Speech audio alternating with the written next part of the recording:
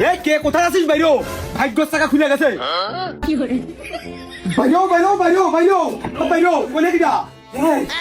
এই পাকিস্তানি আমলের সেই যুদ্ধে সেই বিলপে পড়ে পাইছিস নাকি সেই নবাব সিরাজউদ্দৌলার সেই গুপ্তধনের খনি পাইছিস নাকি টাকার বস্তা পাইছিস? এরকম করতিস কে? না আব্বা না, আমি কাজ ঘুরে ফেল দিছি। আর তুমি সবসময় পরেরটা পরে পর ধান্দা করো কা? আমি বিরাট একটা কাজ ঘুরে ফেল দিছি, এর টাকা পয়সা তো হয় না। পরেরটা পরে পর ধান্দা করবো না? তে তোর কোন বাপের এরকম টাকশাল আছে? আব্বা তোরা তো টাক ঠিকই আছে, কিন্তু শাল তো নেই। তালি এরকম উল্টো পাটা করতেছিস কি? কোন বিষয় কি চাস? আব্বা পাঞ্জাবিটা কষ্ট করে গাঁততে খুলে লন্ডিটা করে আনো। কাল বিকেল আমার বিয়ে।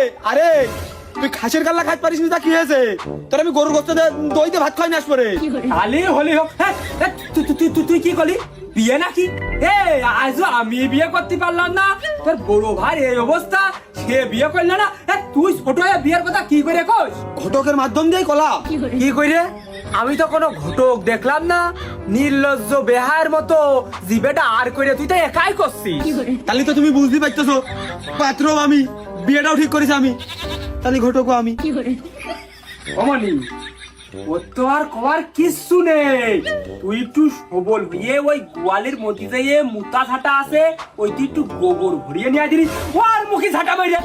ও আমি আবার মনে করলাম ওই মোটা ছাটা দিয়ে উঠোনটা মানে গোবর দিয়ে লিখে দিবা। মুখ তো ঠিকই আছে, তা মুখে আবার ছাটা মারার কি দরকার? তোর যে মুখ, ওই মুখে আমি কি দেবো? তোর ওই মুখে ঝাঁটা ছাড়া আমি কিছু দিতে পারলাম না।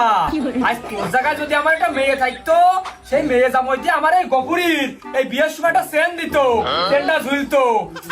আরে মনি ওই ওই ঘুরিয়ে ফিরে আমার দিকে, ঘুরিয়ে ফিরে সব দোষ আমার ঘাড়ের উপরে। কেন তোমার গপুর যদি ছেলে না হয়ে মেয়ে হইতো, এতদিনই কারোর সাথে বেরিয়ে ফেলে হইতো, তাহলে কি হতো? তার বিয়েটা হয়ে যেত। বিয়ে হওয়ার পরে কার বিয়ের সিরিয়াল? আমার। খালি আমি একটু সিরিয়ালের অপেক্ষা, আমার তো বিয়ে বাতাসাই হয়ে যাইতো। আহা, আমার আর কি দরকার? তুমি বাতাসে হয়েছো, তোমার বিয়েটা বাতাসে হবে না? আরে তোমার কথা না আমার খুবই ভালো লাগতেছে। মনি আয় দিনি শোনাই, আমার সামনে আসে একটু বসে কথা বললাম। তুই যেন দৌড় মারিস নে। আমার আব্বা মায়ের খাওয়া অভ্যাস আছে, কিন্তু এই মারামারির ময়দান ছেড়ে কোনো আমার দৌড় মারা অভ্যাস নেই। কেন? সকালবেলা মারলে, এই বিয়ান বেলা মারলে কেন?